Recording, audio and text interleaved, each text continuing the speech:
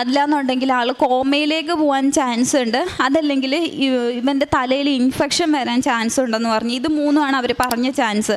അപ്പം നമ്മളിങ്ങനെ പ്രാർത്ഥിച്ചുകൊണ്ടേ ഇരിക്കുക, ദൈവമേ വേറൊന്നും വരല്ലേ എന്നുള്ളത്. മൂന്നാമത്തെ ദിവസം ആയപ്പോഴത്തേക്കിന് ഇവൻ കംപ്ലീറ്റ് ആയിട്ട് ഇവൻ്റെ മൈൻഡ് ഫുള്ള് പോയി. അപ്പം ചെക്ക് ചെയ്താൽ പറയണ ഈ ഓപ്പറേഷൻ ചെയ്ത സൈഡ് ഇൻഫെക്ഷനായിട്ട് മെനിഞ്ചറ്റിസ് എന്ന് പറയുന്ന ഒരു അസുഖമായിട്ട് അത് മാറി ഇവന്.